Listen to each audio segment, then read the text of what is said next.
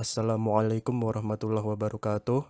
Perkenalkan, nama saya Rizal Mahendra dengan NIM B100180381. Di sini saya akan sedikit menjelaskan mengenai jurnal yang berjudul The Impact of Human Resource Management System on Enterprises Sustain Competitive Advantage in Competitive Strategy, The Mediating Role of Human Capital.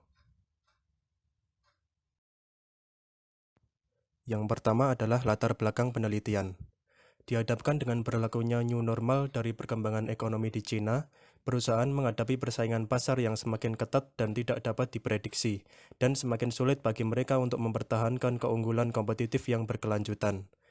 Dalam lingkungan pasar yang terus berubah, sumber daya manusia menjadi semakin penting bagi perusahaan untuk memperoleh keunggulan kompetitif yang berkelanjutan. Seiring dengan berjalannya waktu, semakin banyak perusahaan yang mulai memperhatikan bagaimana sumber daya manusia memberikan andil dalam keberhasilan implementasi tujuan strategis sebuah perusahaan. Bersamaan dengan itu, berdasarkan tujuan strategis, bagaimana melaksanakan praktek manajemen sumber daya manusia, melatih, menyeleksi, dan mengevaluasi karyawan dalam organisasi, dan lain sebagainya, sehingga dapat membentuk berbagai elemen sumber daya manusia yang cocok dengan strategi bersaing.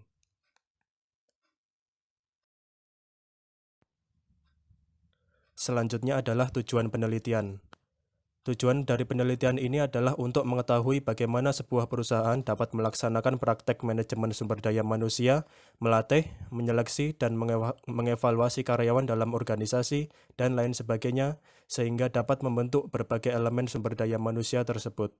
Diharapkan penelitian ini juga memberikan panduan teoritis bagi manajer perusahaan untuk mengelola, mengembangkan, dan memelihara sumber daya manusia dengan nilai strategis. Yang selanjutnya adalah metodologi penelitian. Metodologi penelitian ini menggunakan skala pengukuran sistem manajemen sumber daya manusia yang mengacu pada desain Dellery dan Doty tahun 96, McDuffie tahun 95, Younded tahun 96, termasuk seleksi, perencanaan karir, manajemen gaji, promosi internasional, pembagian informasi tim, dan dimensi lain.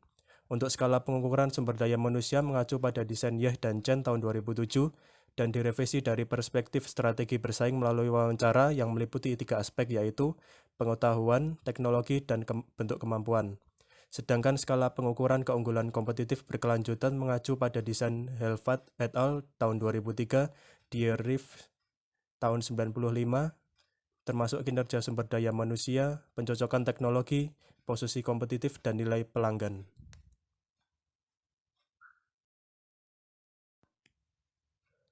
Untuk responden dalam penelitian ini, dilakukan dengan cara menyebarkan survei kuesioner yang dilakukan di antara manajer umum, manajer fungsional departemen, dan staf manajemen sumber daya manusia perusahaan di Beijing, Hebei, Tianjin, dan provinsi lainnya.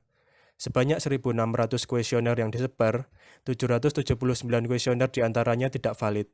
Dalam kuesioner yang valid mencakup 11 industri, seperti manufaktur, grosir dan eceran, transmisi informasi, layanan komputer, dan perangkat lunak.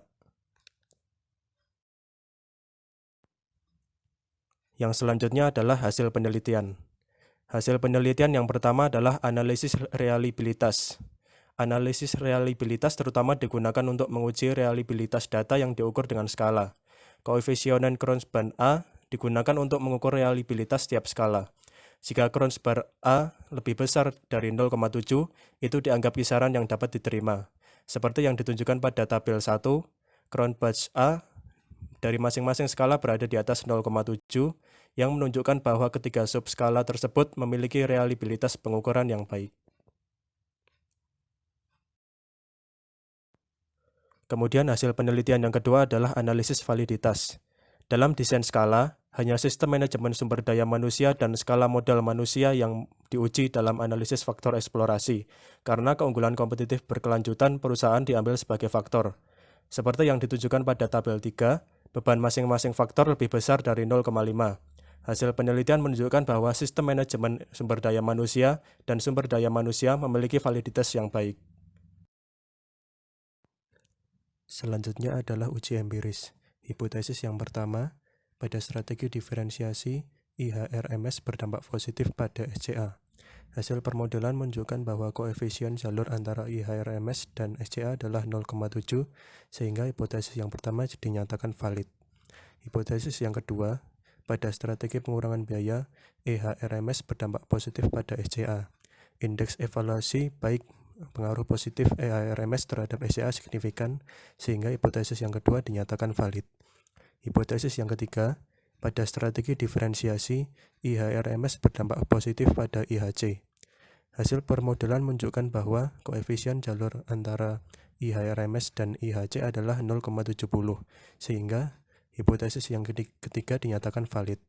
Hipotesis yang keempat, pada strategi pengurangan biaya, IHRMS berdampak positif pada IHC. Hasil model menunjukkan bahwa koefisien jalur antara IHRMS dan IHC adalah 0,77, sehingga hipotesis yang keempat dinyatakan valid.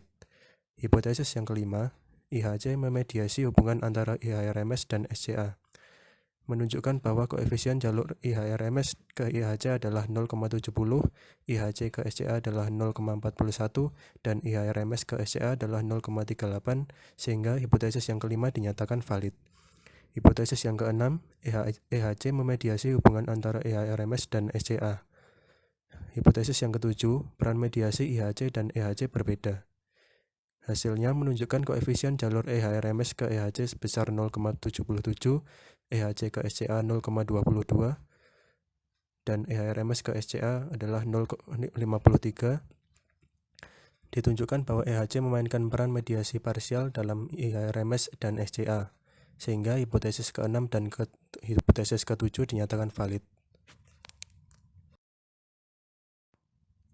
Kemudian yang terakhir adalah kesimpulan. Hasil penelitian ini menunjukkan bahwa perusahaan yang menerapkan strategi pengurangan biaya dapat menggunakan sistem manajemen sumber daya manusia eksternal untuk praktik manajemen. Selain itu, dengan perkembangan globalisasi ekonomi yang semakin pesat, modal fisik berwujud dalam perusahaan tidak akan lagi menjadi bentuk modal utama yang menentukan.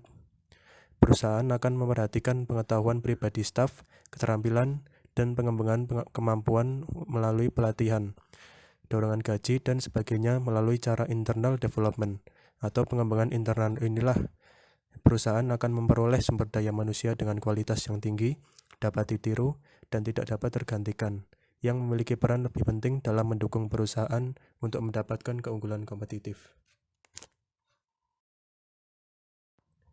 Demikianlah sedikit penjelasan dari saya mengenai jurnal yang berjudul The Impact of Human Resource Management System on Enterprise Sustained Competitive Advantage in the Competitive Strategy, The Mediating Role of Human Capital.